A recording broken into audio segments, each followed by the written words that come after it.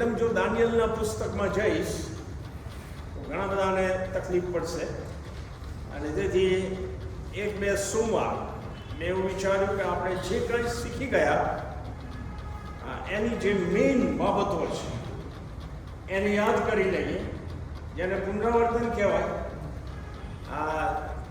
તો પછી જેઓ આ સંગતમાં રેગ્યુલર થશે એમને એ આપણી સાથે જોડાઈ શકશે, અને બીજી વાર જેઓ સાંભળશે એમને કોઈ નુકસાન થવાનું નથી. મે બી તમે પહેલી વખતમાં સમજ્યા નથી એટલે એની ઓકે. આપણે પ્રકટીકરણથી શરૂ કર્યું, એના 4-5 અધ્યાય સુધી આપણે પહોંચ્યા, અને ત્યાર પછી આપણે દાનિયેલના પુસ્તક તરફ ફર્યા, કારણ કે મને એવું લાગ્યું ને વાસ્તવિકતા છે કે જ્યાં સુધી દાનિયેલનું પુસ્તક અને એમાં જે ભવિષ્ય કથનો છે એને જો આપણે ઊંડાણથી સેજ નહીં સમજીએ તો પ્રકટીકરણનું પુસ્તક સમજવામાં થોડીક તકલીફ થશે, અને તેથી આપણે દાનિયેલના પુસ્તક તરફ વળ્યા. પણ એની કેટલીક શીખી ગયેલી બાબતો હું યાદ કરવા માંગુ છું, અને તેથી આજે જે શાસ્ત્ર પાઠ મેં પસંદ કર્યો છે એ પ્રકટીકરણમાંથી મેં પસંદ કર્યો છે, અને એ ખુરશો આપ લોકોની મારી વિનંતી છે. પ્રકટીકરણનું પુસ્તક અને એનો પહેલો અધ્યાય.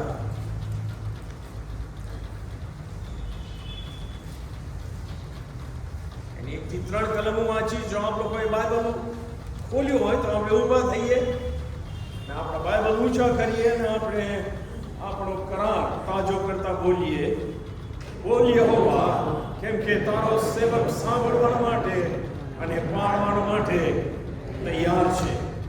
આમેન. પ્રકટીકરણનું પુસ્તક પહેલો અધ્યાય 1 થી 3 કલમ.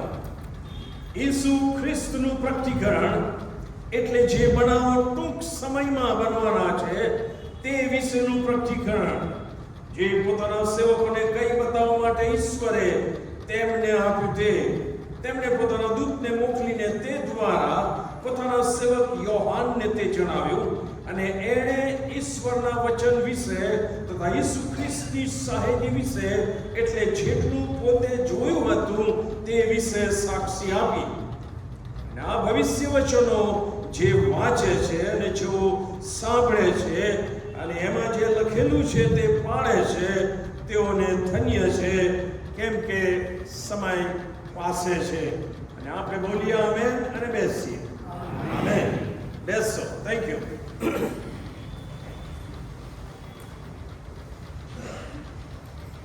જ્યારે આ પુસ્તક લખાયું હશે ત્યારે અત્યારે આપણી પાસે જે બધું ઇન્સ્ટન્ટ મળી જાય છે, સોશિયલ મીડિયા કેવું હતું નહીં, એ વખતે સર્ક્યુલર લેટર મોકલવામાં આવતા હતા, અને બિલીવરો ભેગા થાય અને કોઈક એ પુસ્તક ખોલીને વાંચે, લેટર વાંચે. એ અનુસંધાનમાં એ લખ્યું છે કે જેઓ સાંભળે છે અને એમાં જે લખેલું છે તે પાળે છે. તો અત્યારે તો આપણી પાસે ઘણી બધી સગવડ થઈ ગઈ, ન કેવળ આપણે સાંભળીએ છીએ પણ આપણે વાંચી પણ શકીએ છીએ આપણી માતૃભાષા. એનો અર્થ કે આપણી જવાબદારી વધી જાય છે એ વચનો પાળવા માટે, અને જે કોઈ એ વચનો પાળે છે એ એકને અનેક આશીર્વાદોથી વેષ્ટિત થાય છે એવું પ્રોમિસ ઈશ્વર તરફથી આપવામાં આવ્યું છે. આપણે બેઝિકલી ભવિષ્ય કથનો ઉપર ધ્યાન કેન્દ્રિત કરવાના છીએ. બાઇબલ વિશે મેં થોડી વાત કરી હતી 25મીના રવિવારે. હું ફરીથી જણાવું કે આમાં 66 પુસ્તકો છે ટોટલ. અલગ અલગ પ્રભુના સેવકોએ લખેલા પુસ્તકો છે, પણ આમાં એક જ વિષય છે, gods eternal plan of salvation. મનુષ્યના ઉદ્ધાર માટે ઈશ્વરે યોજેલ અનંતકાળી યોજના તારણની. અને આ 66 પુસ્તકોમાં લગભગ 28% લખાણ, 28% જેટલું લખાણ એ ભવિષ્ય કથનો છે. પ્રભુ ઈસુ ખ્રિસ્ત વિશેના બેઝિકલી પ્રભુ ઈસુ ખ્રિસ્તનું પ્રથમ આગમન, પ્રભુ ઈસુ ખ્રિસ્તનું પુનરુત્થાન વગેરે વગેરે. એ 28%માંથી જો હું એમ કહું, જે સ્કોલરો છે સ્ટડી કરીને કહે છે કે એમાંથી લગભગ જે ભવિષ્ય કથનો છે એમાંથી લગભગ 75% જેટલા ભવિષ્ય કથનો અક્ષરશઃ પૂરા થયા છે. અક્ષરશઃ. અને તેથી તમારો અને મારો વિશ્વાસ એવો હોવો જોઈએ કે જે 25% અથવા થોડા ભવિષ્ય કથનો હવે પછી જે બનવાના છે, જે બાકી છે, એ પણ ઈશ્વર પૂરા કરશે. આ કે ના? અરે બોલો ના. જે 75% પૂરા કરી શકે આપેલા ભવિષ્ય કથનો, 25% વચનો પૂરા કરવામાં એમને કોઈ તકલીફ પડે નહીં. તેથી એ તમે વિશ્વાસથી આપણે આ ભવિષ્ય કથનો તરફ ફરીશું. તમે જો પ્રકટીકરણનું પુસ્તક જ્યારે શરૂ કર્યું, મેં અહીંયા મણિનગરમાં જ શરૂ કરેલું, ત્યારે મેં કબૂલ કરેલું કે હું પ્રકટીકરણ બહુ વાંચતો નહોતો.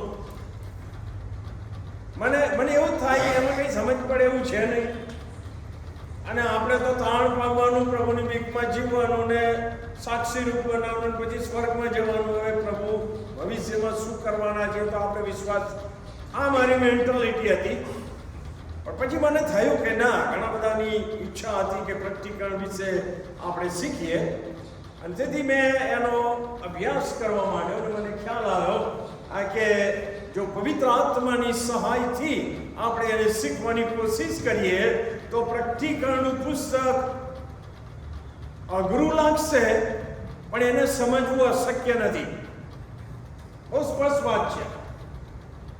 અને એની સાથે આપણે જે બીજી ભવિષ્યવાણીઓ છે, દાનિયેલના પુસ્તકમાં છે, એઝેકિયલના પુસ્તકમાં છે, એને પણ જો ધીમે ધીમે એની સાથે અટેચ કરતા જઈશું તો પ્રકટીકરણનું પુસ્તક, એમાં રહેલી ભવિષ્યવાણીઓ આપણે સમજી શકીશું. પહેલો અધ્યાય જો તમારી આગળ ખુલ્લો હોય તો ત્યાં શું લખવામાં આવ્યું છે? ઈસુ ખ્રિસ્તનું પ્રકટીકરણ. અને તેથી આ યોહાનનું પ્રકટીકરણ નથી, આ ઈસુ ખ્રિસ્ત વિશેનું પ્રકટીકરણ છે કે ઈશ્વર પિતાએ પોતે ઈસુ ખ્રિસ્તને આપ્યું. અહીંયા લખ્યું છે કે ઈસુ ખ્રિસ્તનું પ્રકટીકરણ એટલે જે બનાવો ટૂંક સમયમાં બનવાના છે તે વિશેનું પ્રકટીકરણ, જે પોતાના સેવકોને કઈ બતાવવા માટે ઈશ્વરે તેમને આપ્યું તે. એટલે તેમને એટલે ઈસુ ખ્રિસ્તને આપ્યું. ઈશ્વર પિતાએ ઈસુ ખ્રિસ્તને એ પ્રકટીકરણ આપ્યું. શા માટે? કયા ઈરાદાથી? કે પૃથ્વી ઉપર એ વખતે એમના જે સેવકો હતા, અને આજે આપણે જેઓ પ્રભુના બાળકો છીએ, એ આપણે એને વાંચીએ અને એને સમજીએ. તો ઈશ્વરે ઈસુ ખ્રિસ્તને પ્રકટીકરણ આપ્યું, ઈસુ ખ્રિસ્ત વિશેનું ભવિષ્યકાળનું.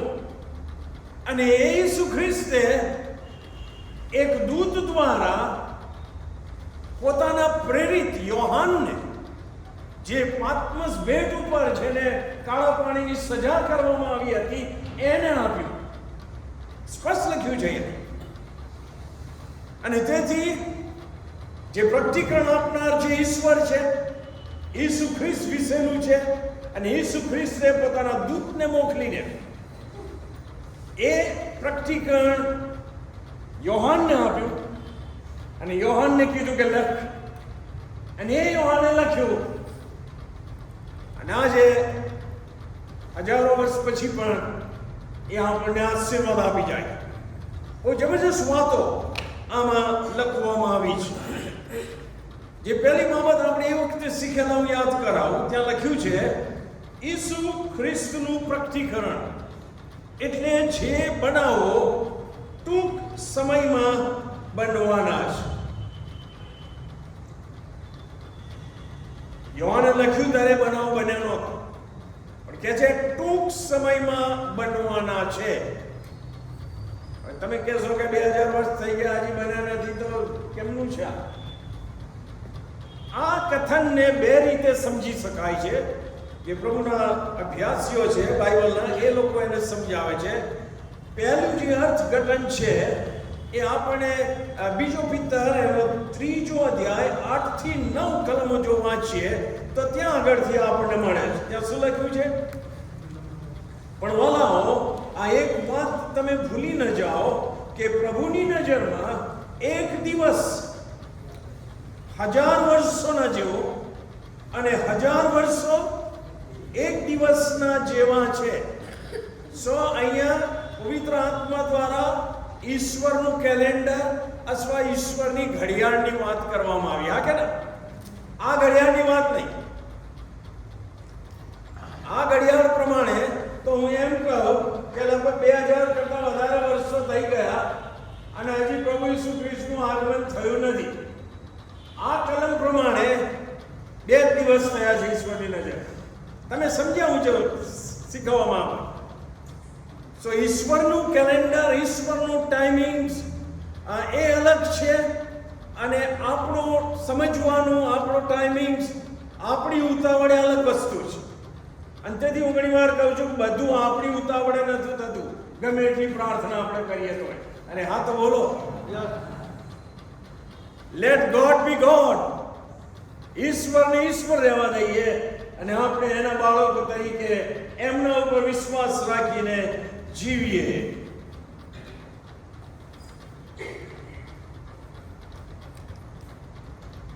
બીજું જે અર્થઘટન કરવામાં આવે છે એ આ પ્રમાણે છે કે હવે પછી જે બનાવો ટૂંક સમયમાં બનવાના છે.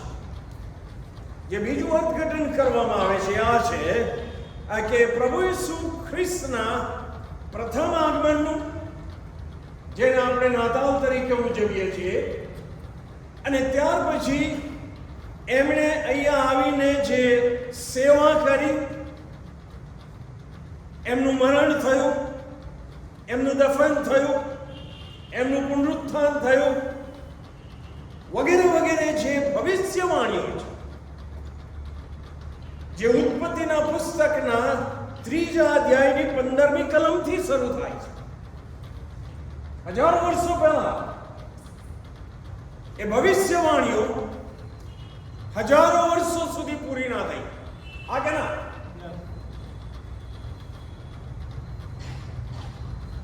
તમે જો વાંચો તો યશાયાના પુસ્તકમાં ઈસુ ખ્રિસ્તના જન્મ સ્થળની વાત છે. ઈસુ ખ્રિસ્ત કેવી રીતે કુંવારીથી જન્મ લે છે એનું ભવિષ્ય કથન છે. પણ યશાયા તો ઈસુ ખ્રિસ્તના 700 વર્ષ પહેલા થઈ ગયેલું. 700 વર્ષ પછી એ ભવિષ્યવાણી પૂરી થઈ. આ કે ના? યશાયા 53 તમે વાંચો તો તમને વધસ્તંભ દેખાશે. 700 વર્ષ પછી વધસ્તંભની ભવિષ્યવાણી, ઈસુ ખ્રિસ્ત તમારા અને મારા પાપોના માટે મરણ પામશે, એ ભવિષ્યવાણી 700 વર્ષ પછી પૂરી થઈ. તો એ લોકોએ 700 વર્ષ તો રાહ જોવી પડી.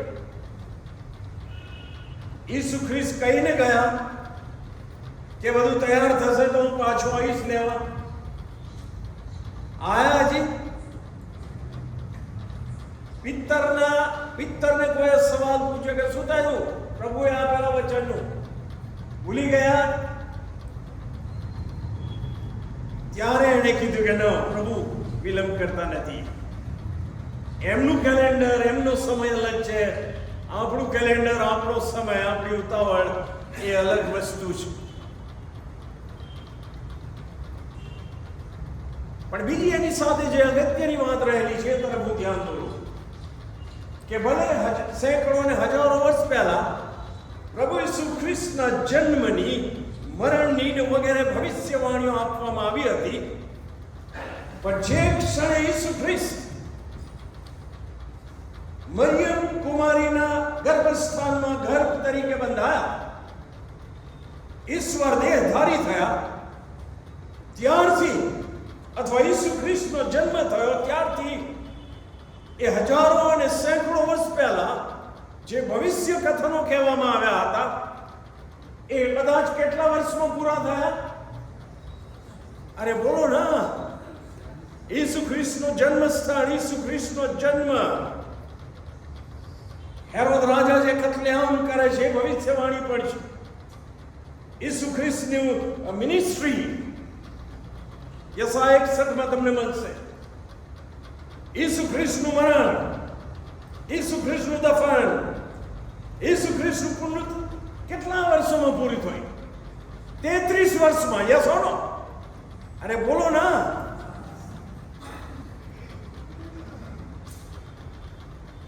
કોઈ પ્રશ્ન?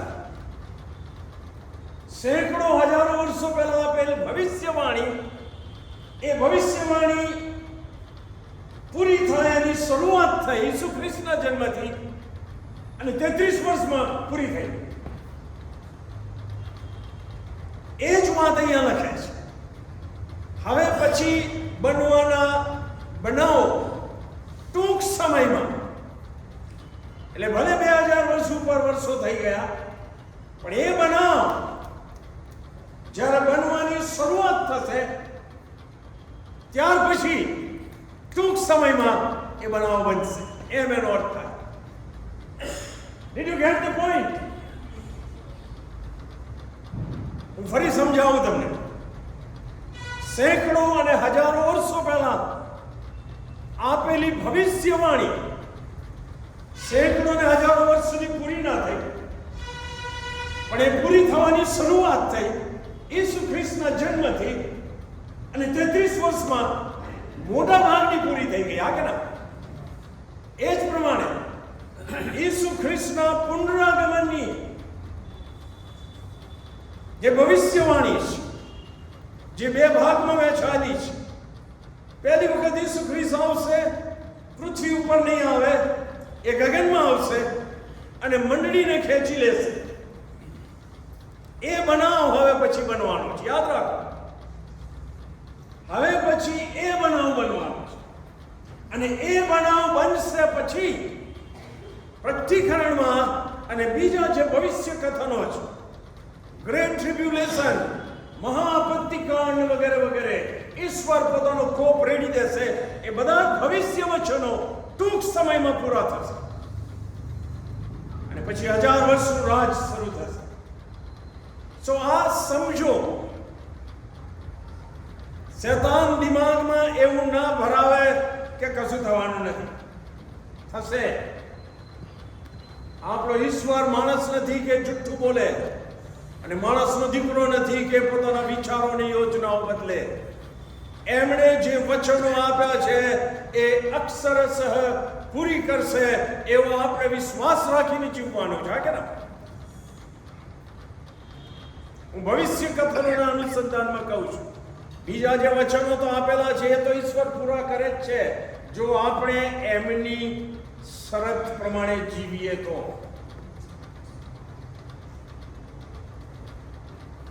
નહીં તો ખાલી ખાલી પ્રાર્થનામાં કે કલમો બોલી જવાથી મેળ નહીં ખાય. આ કહું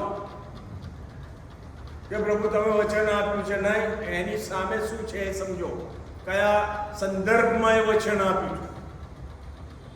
ફિલિપિયોનો પત્ર એનો 4 અધ્યાયની 19મી કલમમાં જે વચન આપ્યું છે, ઘણી વાર બહુ ગેરસમજ રીતે એનો ઉપયોગ થાય છે કે મારો ઈશ્વર પોતાના મહિમાની સંપત પ્રમાણે તમારી સર્વ ગરજ પૂરી પાડશે. અને હું કહું છું હાલેલુયા, પ્રભુ મારી ગરજ પૂરી પાડો.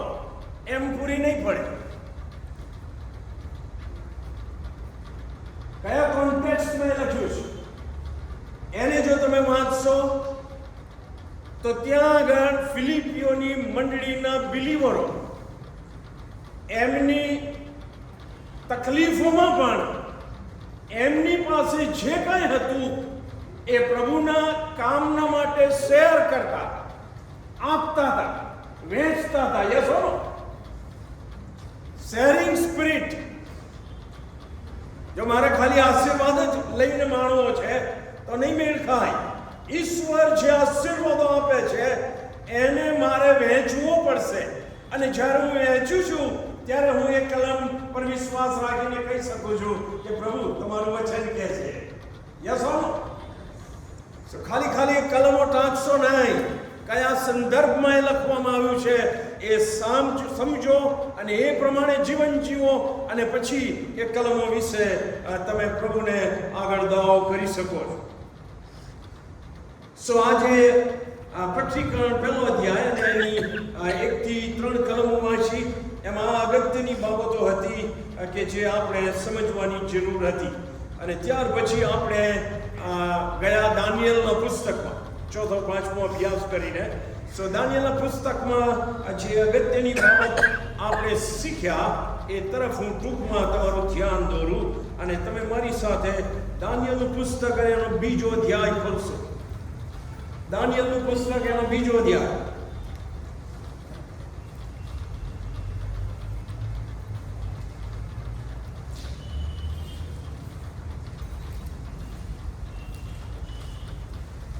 દાનિયેલનું પુસ્તક પણ વાંચતા રહેજો, બધાને સમજ પડશે. દાનિયેલના પુસ્તકના બીજા અધ્યાયમાં નબુકદનેસર જે બાબેલનો રાજા હતો એને એક વિચિત્ર સ્વપ્ન આવ્યું, પણ પછી એ સ્વપ્ન ભૂલી જાય છે અને એણે પછી મંત્ર તંત્ર અને જાદુ વિદ્યા કરનારાને પોતાના રાજ્યમાં તેને બોલાયા અને કોઈ એનો જવાબ આપી શક્યો નહીં. કારણ કે કઠણ હતું. એ કહે છે તમારે મને સ્વપ્ન કહેવાનું અને તમારે મને સ્વપ્નનો અર્થ કહેવાનો. રાજા તો બધાને કહે છે કે નહીં કહો તો આઉટ કતલેઆમ. દાનિયેલ પ્રાર્થના કરે છે અને દાનિયેલને ઈશ્વરે એ સ્વપ્ન પણ જણાવ્યું અને એ સ્વપ્નનો અર્થ પણ જણાવ્યો.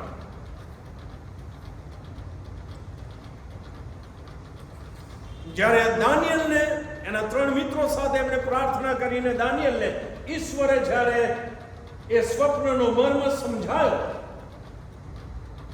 ત્યારે દાનિયેલ ખુશ નથી થઈ જતો. જો બાપુ દાનિયેલ મને જ ઈશ્વરે ન, એ ઈશ્વરની સ્તુતિ કરે છે, એ ઈશ્વરની આરાધના કરે છે અને એમાંથી ભવિષ્ય કથન આપનાર, વાણીઓ કરનાર ઈશ્વર આપણા માટે કેટલા વિશ્વાસુ છે એનો ખ્યાલ આપણને આવે છે.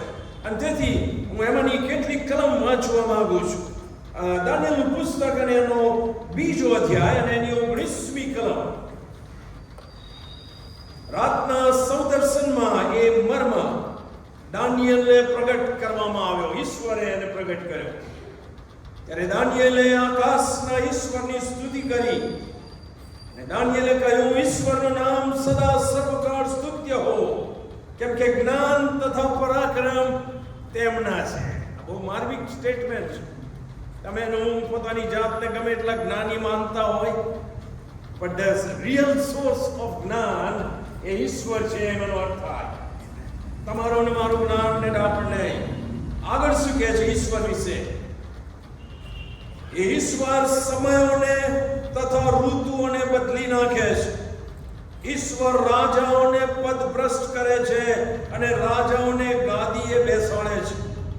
ઈશ્વર જ્ઞાનીઓને જ્ઞાન તથા બુદ્ધિમાનોને અક્કલ આપે છે. ઈશ્વર ગહન અને ગુહ્ય વાતો ખુલ્લી કરે છે. અંધારામાં જે કંઈ હોય તે ઈશ્વર જાણે છે અને પ્રકાશ એ ઈશ્વરની સાથે રહે છે. હે મારા પૂર્વજોના ઈશ્વર, હું તમારો આભાર માનું છું અને તમારી સ્તુતિ કરું છું, કેમ કે તમે મને જ્ઞાન તથા પરાક્રમ આપ્યા છે. જે અમે તમારી પાસેથી માંગ્યું તે હમણાં તમે મને જણાવ્યું છે. સ્વપ્ન અને સ્વપ્નનો અર્થ, કેમ કે તમે અમને રાજાની વાત પ્રગટ કરી છે. વાહ! ત્યાર પછી એ નબુકદનેસર રાજાની પાસે જાય છે અને સમય બચાવવા હું ફરી કેટલીક કલમો વાંચીશ. 27મી કલમથી.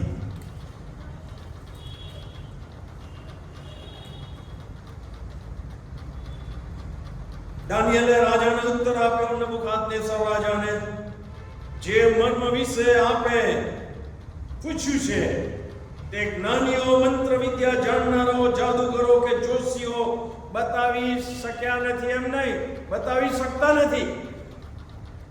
અને તેથી જાદુગરો ને મંત્ર તંત્ર અને જોશીઓની પાસે જશો નહીં, બાઇબલ ના પાડે છે. સાંભળ્યું કે નહીં? એમની પાસે કોઈ જ્ઞાન નથી. કેવળ ઈશ્વર પાસે ભવિષ્યનું જ્ઞાન છે એમ કહે તો ખોટું નહીં. એ લોકો બતાવી શકતા નથી, પણ હવે એ પોતાના ઈશ્વરને પ્રગટ કરે છે. પણ આકાશમાં એક ઈશ્વર છે કે જે મર્મ ખોલે છે અને હવે પછીના વખતમાં શું થવાનું છે તે તેમણે નબુકદનેસર રાજાને જણાવ્યું છે સ્વપ્ન દ્વારા. આપનું સ્વપ્ન તથા આપના પલંગ પર થયેલા આપના મગજના સમદર્શનો તે આ છે. અને પછી એ સમદર્શન કહેશે, એટલે હે રાજાજી, હવે પછી શું થવાનું છે તે વિશે આપને તો આપના પલંગ પર વિચાર આવ્યા, અને મર્મોના ખોલનારે ઈશ્વર વિશે કહે છે, મર્મોના ખોલનારે ભવિષ્યમાં શું થશે તે આપને જણાવ્યું છે.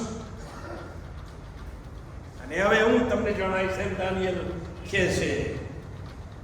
અને હું આ જે દાનિયેલ અને નબુકદનેસર ઈશ્વરની સ્તુતિ કરીને પછી નબુકદનેસર સાથે વાત કરી, ત્યારે ઈશ્વર વિશે એણે શું શિક્ષણ આપ્યું આપણે. મને તો બહુ આશ્ચર્ય થયું, મને બહુ આનંદ થયો, અને મેં પ્રભુનો આભાર માન્યો ને જાણે કે વિશ્વાસમાં એક પુશ મળ્યો. એને શું કીધું? અમરમાં જણાવનાર ઈશ્વર વિશે એ કહે છે એ આકાશના ઈશ્વર છે કે જે આકાશમાં રહે છે. અને બાઇબલમાં લખવામાં આવ્યું છે કે આકાશ તથા પૃથ્વીના સર્જનહાર કોણ છે? ઈશ્વર. અને આકાશ એમનું રાજ્યાસન અને પૃથ્વી એમનું પાયાસન છે. So he's talking about a big, very big God, જેની સરખામણી કોઈની સાથે ના હોય. એમની સ્તુતિ કરે છે. પછી કહે છે જ્ઞાન તથા પરાક્રમ તેમના છે, તે સમયને તથા ઋતુઓને બદલી નાખે છે, કારણ કે he is the Lord of all seasons. Yes or no? તમામ સીઝન, તમામ ઋતુઓ એમના અખત્યારમાં છે. અને અત્યારે ચારે બાજુ ઋતુઓ બદલાઈ રહી છે. હા કે ના? પરદેશથી ફોન આવે મારા ભાઈના ને કે આવું કદી થયું નથી, એટલું પડ્યું. ઓકે, બી રેડી. કંઈક થઈ રહ્યું છે. આ ઋતુઓ બદલનાર અને સમયને બદલનાર ઈશ્વર કંઈક હલાવી રહ્યા છે. એનો અર્થ એ થાય. હા કે ના? આગળ ઉપર એ કહે છે એ ઈશ્વર રાજાઓને પદભ્રષ્ટ કરે છે અને રાજાઓને ગાદીએ બેસાડે છે. મારો ક્રિશ્ચિયન વિશ્વાસ આ કહે છે કે પૃથ્વી ઉપર જે કોઈ રાજા હોય, પૃથ્વી ઉપર જે કોઈ પ્રેસિડેન્ટ હોય, પૃથ્વી ઉપર જે કોઈ પ્રાઇમ મિનિસ્ટર હોય કે અધિકારી હોય, યસ ઓર નો, એ ઈશ્વર આપણે ના સમજી શકીએ એવી યોજનામાં એમને બેસાડે છે. રાજાઓને એમને બેસાડ્યા. અને સમય આવશે તે રાજાઓને પદભ્રષ્ટ પણ કરશે. એ એની તાકાત છે. યસ ઓર નો? પ્રકટીકરણના પુસ્તકમાં આપણે ઈસુ ખ્રિસ્તનું જ્યારે વર્ણન કરવામાં આવ્યું ત્યારે શીખેલા પ્રકટીકરણના પુસ્તકમાં લખવામાં આવ્યું છે Jesus is the ruler of the kings of the earth. Jesus, ઈસુ ખ્રિસ્ત એ આ પૃથ્વી ઉપરના રાજાઓ પરનો અધિકારી છે. વાહ! આ વિશ્વાસ વધારવાની વાત છે.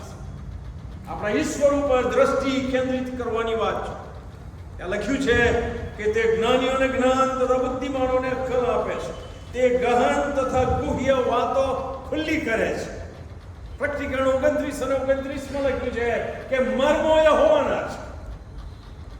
Mysteries belong to the Lord.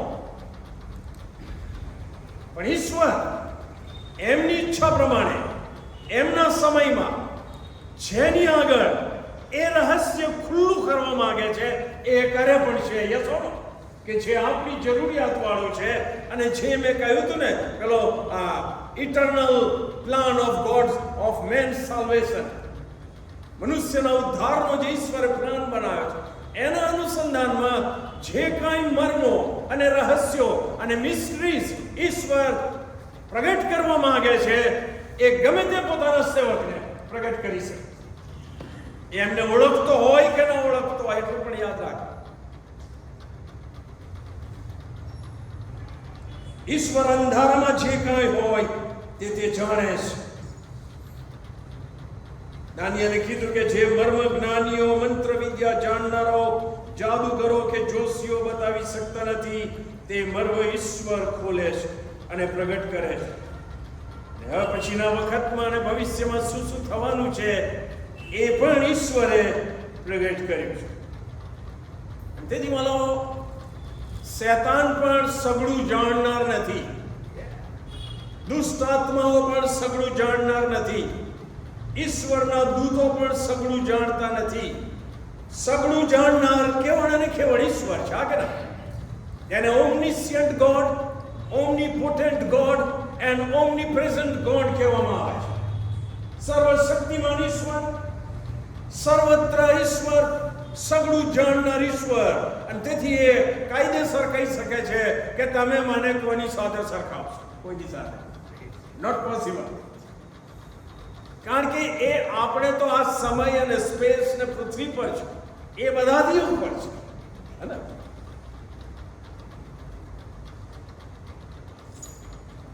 છેલ્લી 2 કલમ આપીને પછી હું બંધ કરીશ. યશાયાનું પુસ્તક 46મો અધ્યાય 9 થી 10 કલમ. યશાયા 46 9 થી 10 કલમ. આ ઈશ્વર પોતે કહે છે,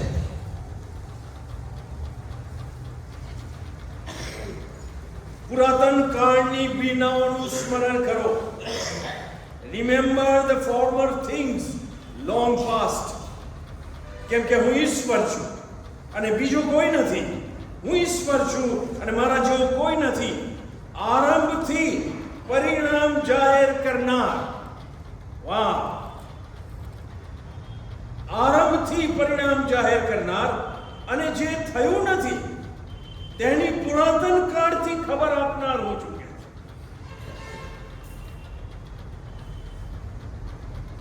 અંગ્રેજીમાં કહે છે declaring the and from the beginning. હજી તો શરૂ થયું નથી, એ પેલા ઈશ્વર કહે છે એ કેવી રીતે પૂરું થશે એવું જાણો છે. અને તેથી એમણે ભવિષ્ય કથનો કયા છે, જે તમારા અને મારા માટે જરૂરી છે. એ ભવિષ્ય કથનો ઈશ્વરે એટલા માટે આપણી આગળ પ્રગટ કર્યા છે. આરંભથી પરિણામ જાહેર કરનાર તથા જે થયું નથી તેની પુરાતન કાળથી ખબર આપનાર ઈશ્વર હું છું. અને મારો સંકલ્પ દ્રઢ રહેશે અને મારા સર્વ ઈરાદા હું પૂરા કરીશ. ઈશ્વરે કીધું છે. વચ્ચે ગમે એટલી વિટમણાઓ આવે, મૂંઝવણ આવે, મુશ્કેલી આવે, બાધાઓ આવે, તકલીફ આવે, મુશ્કેલી આવે, મેં જે નક્કી કર્યું છે ઈશ્વર કહે છે એ હું કરીશ અને એને કોઈ રોકી શકશે નહીં. એ વિશ્વાસથી સાહેબ આપણે આપણા ઈશ્વર સાથે પ્રભુ ઈસુ ખ્રિસ્તમાં જોડાઈને રહેવાનું છે. અને આમોસનું પુસ્તક એનો 3જો અધ્યાય અને 7મી કલમમાં ઈશ્વરના વિશે શું લખ્યું છે? આમોસ પ્રબોધકનું પુસ્તક 3જો અધ્યાય અને 7મી કલમ. ખચિત પ્રભુ યહોવા પોતાનો મર્મ પોતાના સેવક પ્રબોધકોને બતાવ્યા સિવાય કંઈ કરશે નહીં. તેથી ઈશ્વર જે કંઈ કરવા માંગે છે ભવિષ્યમાં એ એમને યોગ્ય લાગે એવા એમના સેવક મારફતે એ પ્રગટ કરે છે.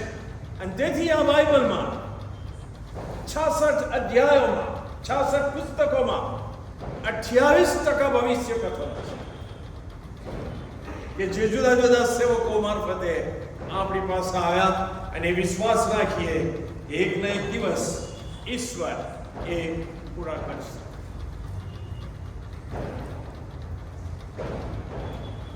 તેથી વાળો મારી ઈચ્છા છે, મારી વિનંતી છે, હોમવર્ક આપું, દાનિયેલનું પુસ્તક વાંચતા રહેજો. સમજ પડશે, સમજાઈશ, મજા આવશે અને ઈશ્વરના વિશ્વાસમાં આપણે દ્રઢ રહીએ. પ્રાર્થના. પ્રભુ અમે ધન્યવાદ આપીએ છીએ તમારી કૃપા અમારા ઉપર છે કે આ પાછલા સમયમાં અમે તમારી હજુરમાં આ રીતે બેસી શકીએ છીએ, મારા વચનો વાંચી શકીએ છીએ અને તમારા પવિત્ર આત્માની સહાયથી એ વચનો સમજી પણ શકીએ છીએ. એ દ્વારા પ્રભુ આજે એમ સર્વનો વિશ્વાસ તમે વધાર્યો, અમને સાવચેત કર્યા, અમારા જીવનો પ્રત્યે પ્રભુ તમે અમને ગંભીર કર્યા. ઈશ્વરની ઉપર શક કરવાના બદલે અને ઈશ્વરને સવાલો પૂછવાના બદલે પ્રભુ અમારા વિશ્વાસને તમે દ્રઢ કર્યો, એના માટે અમે આભાર માન્યો. હવે અમે જગતમાં જઈશું તમારી સાથે ઈસુ ખ્રિસ્તમાં અને તમારા વચનોની મારફતે તમારી સાથે અમે જોડાયેલા રહીએ, તમારા વચનોને આધીન થતા રહીએ એવી કૃપા માંગતા અમે સર્વ તમારા હાથોમાં અમારા પૃથ્વી પરના બાકી રહેલા જીવનને સોંપીએ છીએ. ફરીથી મળીએ ત્યાં સુધી અને ત્યાર પછી પણ તમારી સીધી મહેરબાની આમ સર્વની ઉપર તમે જારી રાખો. અમારી પ્રાર્થના પ્રભુ ઈસુ ખ્રિસ્તના નામમાં તમે સાંભળો અને માન્ય કરો. આમેન. આમેન. બે વખત જોશથી આપણે હાલેલુયા બોલીએ અને પ્રભુને માન આપીએ. રેડી?